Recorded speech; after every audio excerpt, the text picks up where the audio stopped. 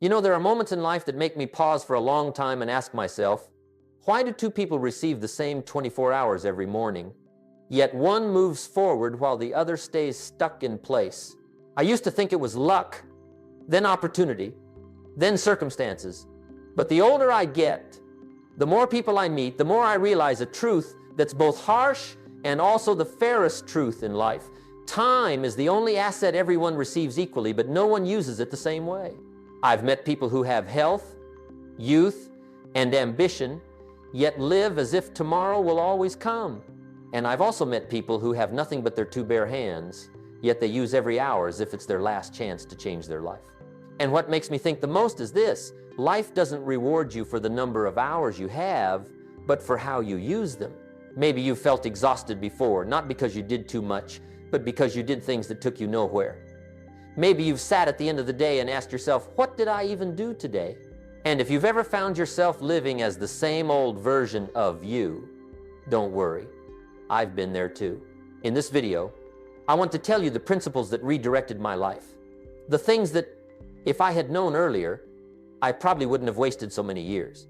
And stay until the end, because the last principle is the one that changed how I use my 24 hours forever. Principle 124, gold coins, the fairest asset in life. I remember very clearly a winter morning many years ago. The air was so cold my breath turned into smoke, but something even colder than the weather was the feeling inside me. I woke up to a truth I didn't want to admit.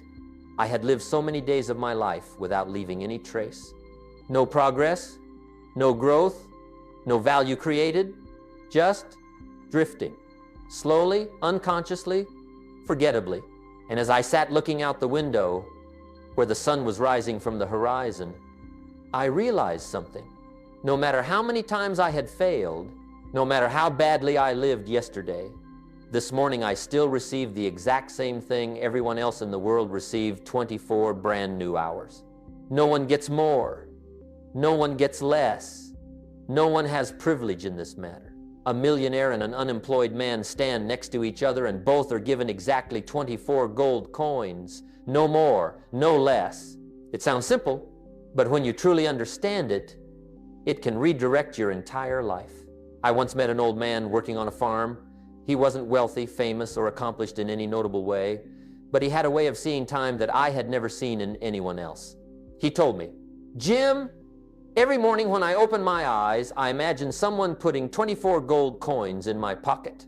At the end of the day, whether I spend them or save them, whether I invest or waste them, they'll take them back. No negotiation, no asking for more, no installments."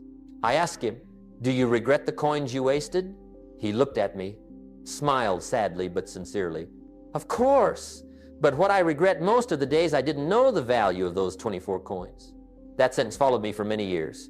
You know, it's easy for us to look at others and think they have better conditions, more luck, or more advantages. But if you strip away all the external things, the final thing everyone faces is the same 24 gold coins every day. The only difference is this: successful people use them like investors, unsuccessful people use them like consumers. Consumers use time to entertain themselves, to fill empty spaces, to feel less bored. But investors use time to plant seeds not for today, but for 6 months, a year, or many years later.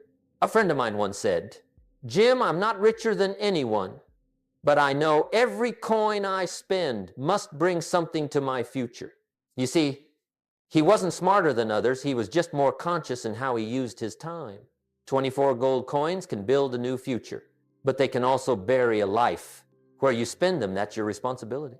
You can't choose the number of hours you have, but you can choose how you use each hour. One thing I've learned is, most people aren't poor in time, they're poor in priorities. It's not that they don't have hours to learn, to train, to change, to begin a new journey. They just spend most of their coins on things that take them nowhere. And then they think they're busy. Time is the fairest asset in life, but how we use it is the most unfair. If you put your 24 gold coins into old habits, your life will give you old results. If you put them into things that matter, life will open doors you never thought possible.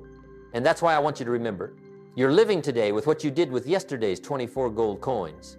And you will live tomorrow with what you do with today's 24 gold coins. Principle 2, time is equity. No one can spend it for you.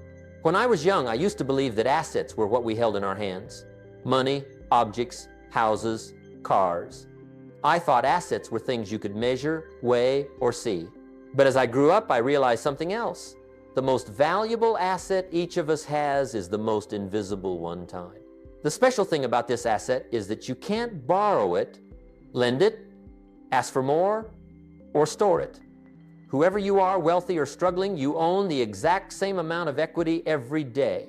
And no one can use it for you, live for you, or spend even a minute on your behalf. I remember once sitting next to an old man on a night train. He looked tired, but his eyes held a peace I rarely saw. When our conversation shifted to life and choices, he said something that took me years to fully understand. My boy, money lost can be earned back, but time gone is gone forever. We are poorest when we let others decide how we use our time. I asked him, "What do you mean?" He smiled, rubbing the old watch on his wrist. Years ago, I let my boss decide my time, let friends decide, let society decide, let nonsense decide. I kept giving my time equity for others to spend, and one day I realized no one spent it for my life at all. That sentence was like a small knife, not painful at first, but it sunk deeper over time. You know, in life, many people are willing to use your time for their goals. Unnecessary tasks, other people's drama, unreasonable favors, society's expectations, things done just to do. They're not malicious, they're just living their life. But if you let them decide how you use your time, then you're the one giving up your most precious asset. Time is equity, meaning only you have the right to spend it. No one else. No one can stand in for you and use even a minute. Others can give you money, advice, opportunities, but no one can give you more time to live better. You must give it to yourself. The problem is most people connect with time emotionally, not responsibly. When they're happy, they spend time enjoying. When they're sad, they spend time forgetting. When they're stressed, they spend time avoiding. When they're tired, they spend time pausing their life. But very few spend time like someone investing in their own destiny. Think about it. If each minute were a coin, what have you used them to grow in your life? Do you spend them on what you truly want, or on what helps you breathe easier for a moment? Do you use time to build yourself, or to patch the holes created by yesterday's procrastination? I met an old friend many years after we left school. He complained that his life was going nowhere. Everything kept repeating. I asked, "How much time do you spend each day on yourself?" He was silent for a very long time, because he knew the answer, and he knew it wasn't easy to admit. The truth is, most of us aren't lacking ability, opportunity, or intelligence. We just lack time invested in ourselves, to learn, to practice, to correct mistakes, to rise. Once you don't protect your time equity, there will always be someone ready to spend it for you. And they will spend it for their goals, not yours. What makes time the most precious asset is this. It forces you to live intentionally. No one leads you. No one lives for you. No one succeeds for you. Your life is the result of how you choose to use your minutes. And when you begin seeing time as equity, you stop living by instinct and start living by choice. Principle 3, the 5 time thieves. Not the world, but yourself. There's something interesting about time that I realized quite late in life. Time is rarely stolen by others, but often stolen by ourselves. It sounds strange, but look back at the days you felt exhausted. How many of those hours were truly taken by the outside world?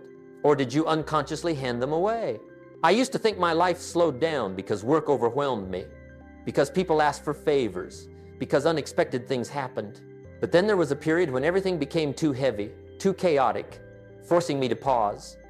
And in that stillness, I realized the 5 most dangerous time thieves in my life all lived inside me. The first thief, reactiveness. I used to wake up and immediately get swept into life instead of living the life I chose. Someone called, I answered. Someone needed something, I showed up. Someone wanted something, I rushed to respond. All day I was like a dry leaf blown wherever the wind pushed me. Time wasn't taken from me. I handed it away to everything that came first. Reactive people don't have 24 hours. They only have the minutes left over between the things they didn't choose. The second thief, meaningless but seemingly necessary tasks. There's a strange kind of busyness. You do a lot, but go nowhere. I call it a compass spinning without direction. I used to spend entire mornings sorting papers, wiping desks, adjusting things no one would notice. Tasks flowed endlessly, but looking back, none of it brought me closer to my goals. It's not others who steal your time. It's not knowing what you truly need to do. The third thief, unconscious habits. This is the quietest thief. It doesn't break in or make noise, but every day it takes small pieces of your time. You don't realize you're drifting until the day ends and nothing remains. Some smoke to ease stress. Some snack to reward themselves. Some sit in silence for hours to avoid facing what they fear. All these unconscious habits eat away at your 24 gold coins. Not loudly, but destructively. The fourth thief, fear of action. For years, I stayed at the starting line. Not because I didn't know what to do, but because I feared I wouldn't do it well enough. I feared failing, feared judgment, feared starting wrong. And while I was afraid, one day, 2 days, then months slipped by. Fear doesn't just take your time, it chains you to your old self. The fifth thief, unprocessed emotions. Think back, how many days did you procrastinate just because your mood wasn't right? How many hours did you abandon important work because of anger, anxiety, or lost motivation? I've met many people who have everything they need to succeed, but their emotions consume time faster than all their failures combined. When emotions control you, they decide how you use your time. And usually, they don't pick what you need most. The painful but true reality. Time is rarely stolen by others. It's stolen by you bit by bit. But the beautiful part is, if the thief is you, then the protector is also you. Once you recognize what's taking your 24 gold coins, you've already begun protecting your greatest asset. I've always believed this. No one changes their life in a single day, but anyone can begin changing by spending one day consciously. Observe, be honest with yourself. Ask yourself every night, today what stole my gold coins? And you'll be amazed to see your life slowly but surely change direction. Principle 4, the 8-8-8 rule. Your life rises or falls in the other 8 hours. There was a moment in my life that made me sit in silence for a long time. It was when I realized that no matter how much I worked, how hard I tried, how many goals I chased, my day still only had exactly 24 hours. No more, no less. And one day, in a conversation with my former mentor, he said a sentence I've remembered all my life.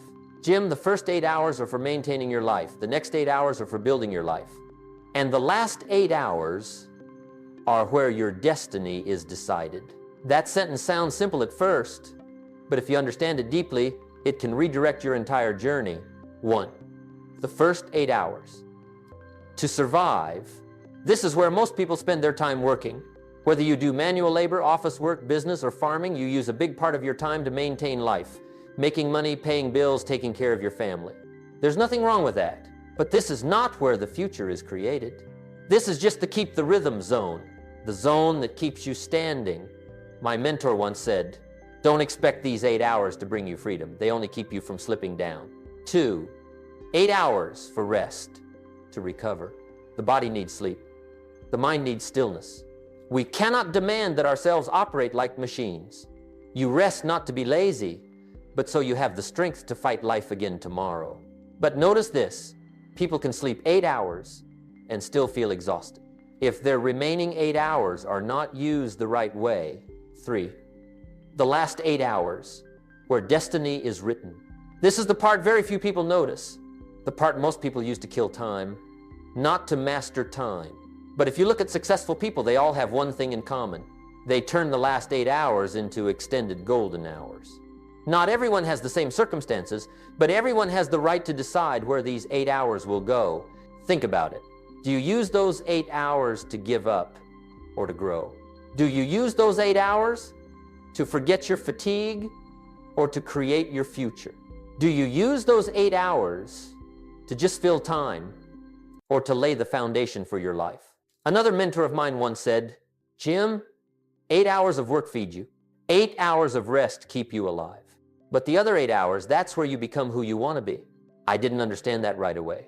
But when I looked back at all the years I had wasted, I realized I had done almost nothing for myself in those last 8 hours. I worked for others for 8 hours. I slept because my body needed 8 hours. And then, the remaining hours, I let them slip away. No goals, no intention, no direction. And then I wondered why my life wasn't moving. A hard truth, but an accurate one. Your life doesn't change while you're working. Your life changes while you're building yourself. The last 8 hours, whether in the evening or scattered free hours, are the time frame of freedom, of learning, of building skills, of self-improvement, of doing what you believe in, of dreaming. You don't need a full 8-hour block. You just need 2 deep hours, 3 focused hours, or even 30 minutes of consistency a day. What matters is not the quantity, but the intention. If you use those 8 hours for cheap things, you'll have a cheap life. If you use those 8 hours for things of value, your life will open doors you never imagined. Why do these 8 hours decide your destiny? Because this is the only part of the day you fully own. No boss, no one else, no pressure, no obligations, just you and your choices. And something both scary and beautiful. No one is responsible for these 8 hours except you. Every night, ask yourself, today, did my other 8 hours lift me up or keep me in place? Just by becoming aware of that question, you're already ahead of 90% of people out there. Principle 5, the golden hour. The first hour decides the next 10 hours. There was a phase in my life when every morning felt as heavy as carrying the whole world on my shoulders. I woke up tired, jumped out of bed in a rush, then spent the entire day being pulled around by whatever came at me first. At the end of the day, I would ask myself, why do I keep repeating the same old circle? Why does every day pass just like the one before? Nothing different, nothing that makes me feel like I'm moving up. Then one day, my mentor looked at me for a long time and said something that almost made me freeze. Jim, if you let your day begin in chaos, chaos will drag you around all day. But if you begin in awareness, you will lead your life in the direction you want. And that was the first time I understood what the golden hour is. The first hour after you wake up, where the entire rest of your day is shaped. 1 hour that decides the next 10. 1 hour that, if you master it, the whole day belongs to you. But if you lose it, you'll be dragged around by the day. I've observed many people and noticed that their mornings fall into 3 types. Some jump out of bed in a hurry, as if they're not living their own lives, but just running after what others throw at them. Some wake up on time, but everything runs on autopilot by old habits, without any thought. And then there's a very special type. They wake up with intention, with calm, with a clear sense of who they want to become. It's no coincidence that those in the third group are always the ones who go farthest. A day is like a big machine, and the first hour is the switch that turns it on. When you flip the switch with chaos, the engine of the whole day runs in chaos. When you flip it with intention, the engine of the whole day runs with intention. That's not just a pretty philosophy, it's the reality of life. The first hour is so important because it's one of the rare moments when your mind hasn't been pulled away by anyone else. You haven't heard bad news yet. You haven't received any sudden requests. You haven't been dragged into the whirlpool of work. The world hasn't taken over your attention yet. It's the purest moment of the day where you meet yourself before the world meets you. My mentor used to say that. And the older I get, the more I see how right he was. I remember once visiting an old friend. The moment he opened his eyes, he grabbed the newspaper and read a series of negative headlines. Just a few minutes like that, and his whole day sank. Another person would turn on the radio the minute he woke up, letting other people's words fill his entire mind. But the mentor I studied under, he spent his first hour sitting quietly, breathing deeply, and writing down 3 things he wanted to become. Not many, not complicated, but enough for his life to follow the direction he chose. I learned from them that a powerful morning doesn't come from a perfect routine, but from a morning with intention. And when I started dedicating my first hour to myself, everything changed.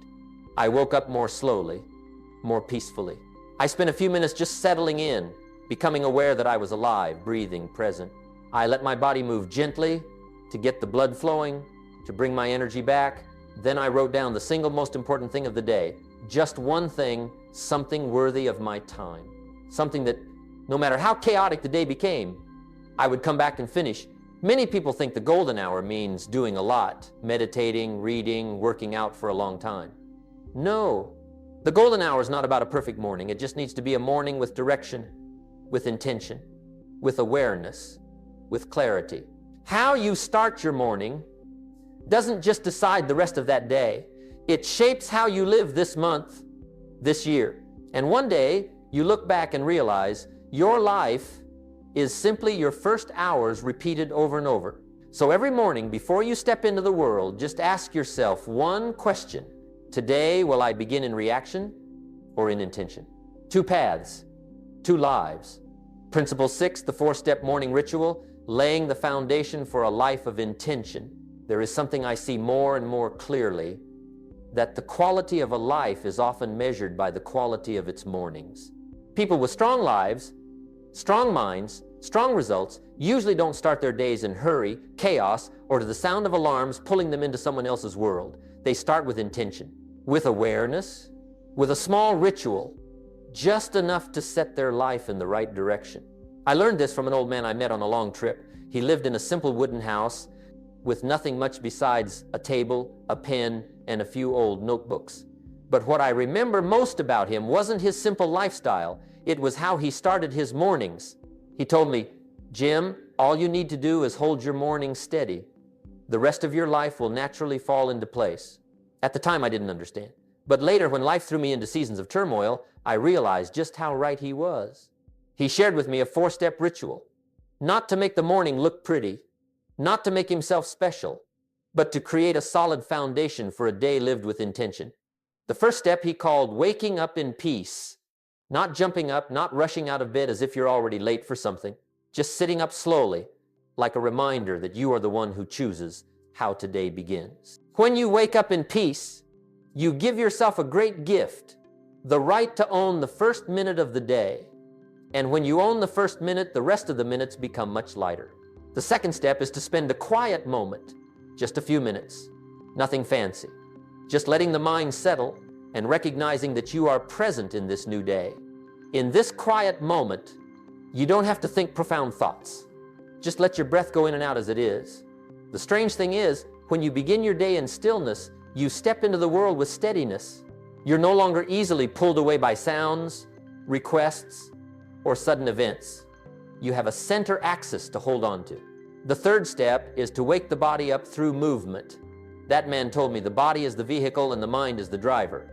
If the vehicle isn't ready, the driver won't get very far. Just a few stretches, a few steps around the house, a few arm circles are enough to wake the body and send a signal to the mind. Today we're ready to live, to work, to grow. I used to dismiss this until I clearly felt the difference between the days I moved early and the days I did nothing. When the body is awake, the mind is awake. When the body is heavy, the mind is heavy. The final step, and the one that changed me the most, is writing down the most important thing of the day. Not a long list, not 10 things, just one. One thing worthy of your 24 gold coins. One thing that, if completed, will make you feel that today did not go to waste. I remember he said, "Jim, what makes a life isn't how many things you do each day, but the quality of the one thing you do deeply." I carried that sentence with me for many years, and the more I live, the more I see how true it is. This 4-step ritual is not meant to turn you into a perfect person. It's not to give you a flawless morning. It's simply to help you start the day with presence, to help you step out of bed with a steady mindset, to remind you that today didn't come to repeat yesterday. It came to move you one step closer to the life you want. And when you hold your morning steady, the hours that follow will have more order. Unexpected events will shake you less. Your mind will be less easily pulled away. Your life will begin to have structure, a foundation, a direction. Just one held morning, but it can hold together an entire life. Principle 7, the 2-2-2 formula. 3 investment blocks that decide who you become. There was a point in my life when, despite having gone through many ups and downs, I still felt like someone standing at a crossroads. I worked hard, I tried nonstop, but my results didn't change much. I always felt I was missing something, but I didn't know exactly what or where. Then I met a man who looked very ordinary, but the way he spoke was anything but ordinary. He was a carpenter, living in a small town. Not rich, not flashy, but everyone in the area respected him for his clarity and the way he used his time. In one conversation, he told me, "Jim, every day I have 6 hours no one can take from me, and those 6 hours are what made my life." Curious, I asked, "Which 6 hours are those?" He smiled. 2 hours I learn, 2 hours I build what will take me further, and 2 hours I give to my loved ones and to my own heart. Those 6 hours, I don't let anyone touch. That sentence was like an arrow straight into what I had been searching for. It wasn't that I lacked time, I lacked a deliberate way of allocating it. And that was the first time I learned what later became the principle I always share, the 2-2-2 formula. You know, in a day, everyone has hours that are bound, work, responsibilities, things that must be done. But anyone will also have a block of time that they fully control. And the difference between two lives lies in how they use that block. That man used his 6 golden hours as an investment not for today, but for the strongest version of himself in the future. He said his 2 hours of learning each day were non-negotiable. He learned his craft. He learned to read. He learned to communicate. He learned to see life. He said, knowledge is something no one gives you fully, but if you want it, life will give you a little more every day. What I know today, he said, is the result of thousands of hours I gave to it. It sounded so simple, yet it held the secret of those who go far. The next 2 hours were the 2 hours he spent building long-term value, not his everyday job, not things that brought him money immediately, but things that planted deep roots. He worked on new pieces, honed his skills, experimented with designs no one had thought of. He said those 2 hours were like planting seeds that would bloom next year or even years later. If I don't plant today, he said, then next year I'll have nothing to harvest. I listened and felt like a new door had opened in my heart. And then came the last 2 hours he spent on family or on restoring his own heart. He understood that if you only know how to work but not how to nourish your soul, you will run dry. He told me the people who loved him were his source of strength to keep living well and working honestly. I need these 2 hours like a tree needs water, he said, because if I dry out, everything I do will get worse. I sat there and realized that many people don't fail because they don't try, but because they burn out before they have a chance to grow. The 2-2-2 formula sounds small, but when you practice it every day, you'll see it's like laying bricks into the foundation of your life. Not a change in a month, but a change over a year, then 5 years. And then you look back and realize it was the hours you thought were small that created your biggest steps forward. I know not everyone can set aside the same 6 hours. Each person's situation is different. But what matters is not the number, it's the intention. It's that you decide to keep part of your day for your future, even if it's just 1 hour or 30 minutes. Because the difference between those who move forward and those who stay still always begins with one small but steady decision to reserve a part of the day to become who you want to be. And sometimes, just 6 hours used in the right way are enough to change an entire life. Principle 810, Minutes of Stillness. The quiet that decides your direction. There are days in my life when, even though I don't do anything too heavy, I still feel exhausted, not tired from work, but tired because my mind is always noisy, like a marketplace that never closes. Thought after thought, worry after worry. Everything pulls me, twists me, and keeps me from hearing my own voice. Then one day, on a windy afternoon, I met a man sitting on a wooden bench by the park. He sat there for a long time, not reading, not doing anything, not talking to anyone, just sitting. Curious, I walked over and asked, "What are you doing?"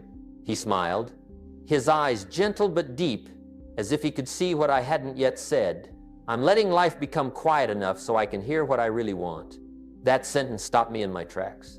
At that moment, I realized something I had never slowed down enough to understand. People don't burn out because they do too much, but because they never stop to rearrange what's inside.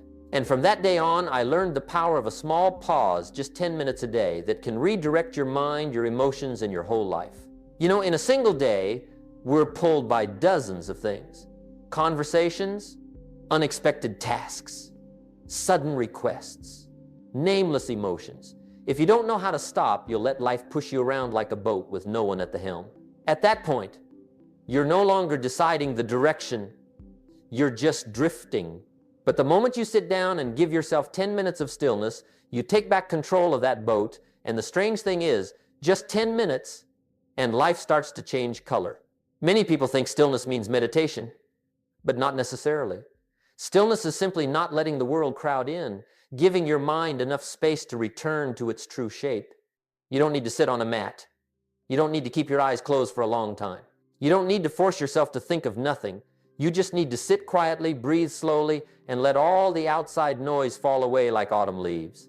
You only need to look into the empty space in front of you and gently ask yourself, what am I really feeling right now, and where do I want my life to go? Just those two questions can sometimes be enough to help you find an entire direction.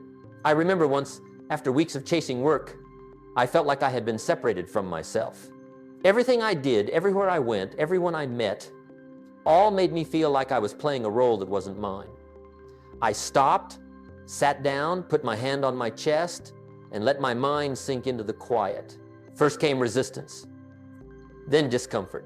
And after that, a very strange feeling, a bit heavy, a bit warm, and very real. That was the moment I heard something I had been avoiding for a long time. I was living so fast that I had forgotten where I wanted to go. And just thanks to those 10 minutes, I redirected my whole journey. Notice this. In this life, the most important decisions usually come from the quietest moments. Not when you're rushing, not when you're under pressure, not when you're being pulled by 1,000 things. They always come when you're calm enough to hear the voice inside you. 10 minutes of stillness a day is like turning your inner compass back around. Just adjust 1 degree a day, and after a year, you could be standing somewhere your old self would never have dared to imagine. Not because you ran faster, not because you did more, but because you stopped at the right time. Stillness doesn't slow you down. Stillness sends you in the right direction. Stillness doesn't waste your time. Stillness keeps you from wasting your whole life. And sometimes, to change an entire journey, all you need to do is sit down for 10 minutes. Principle 9, the time environment. Who you share 24 hours with is who you become. There is something I've learned after many years of observing people. You can often tell who someone will become just by looking at the people they spend their time with. Life has a strange rule that most of us underestimate. You're not only influenced by other people's thinking, habits, and emotions, you're also influenced by how they use their time. And when you share 24 hours a day with someone, you gradually become a combined version of them, whether you realize it or not. I once met a young man, full of potential, smart and passionate, but he lived among people who constantly complained, worried, and did everything at the last minute. After a while, he became just like them in a startling way, hesitant, lazy, procrastinating, and quick to give up. One afternoon, I asked him, "What do you think drags you down the fastest?" He went quiet for a long time, then said, "Maybe it's that I'm not in the right place, and I'm with people who are going down." That answer was painfully honest. You see, environment is not just the place you live, it's the rhythm of time you're syncing with. If you're around people who are always busy in meaningless ways, your time will be spent along with theirs. If you're around people who always procrastinate, you'll see procrastination as normal. If you're around people with no goals, you'll start feeling that having no direction isn't really a problem. On the other hand, when you're with people who are organized, disciplined, and purposeful, they don't even need to teach you or say much. The way they use time will quietly affect you. You start waking up earlier. You waste less time. You pay more attention to each of your hours. Not because you're forcing yourself, but because the environment is lifting you up. I once worked with a group of remarkable people. They weren't perfect, not the most talented, but they had one thing in common. Every minute mattered to them. They read during breaks. They took notes while waiting. They used time as if it were real gold. No one forced them. But just by being around them, I felt I had to live more intentionally. It's like when you walk into a room full of fragrance. After a few minutes, the scent clings to your clothes. Time works the same way. We often think we're strong enough to stay ourselves no matter the influence. But the truth is, humans are built to sync with their surroundings. You laugh when the person next to you laughs. You breathe faster when the person next to you panics. And you live more unconsciously when you're around people who are unconscious. Not because you're weak, but because that's how humans are made. So what matters is not just how you use your time, but who you're sharing that time with. If you spend time with people who inspire you, you'll grow stronger. If you spend time with people who drag you down, you'll grow weaker. If you spend time with people who have no goals, you'll lose track of your own. And if you spend time with people who are moving up, you will move up too. I remember my mentor once said, "Jim, if you want to know someone's future, look at 3 things: what they read, what they think, and who they spend their time with. I carried that sentence with me for a long time, and the more I live, the truer it feels. There are many doors in life that will never open simply because you're standing in the wrong room. And there are many beautiful versions of you that will never appear simply because you're living in an environment that doesn't nurture them.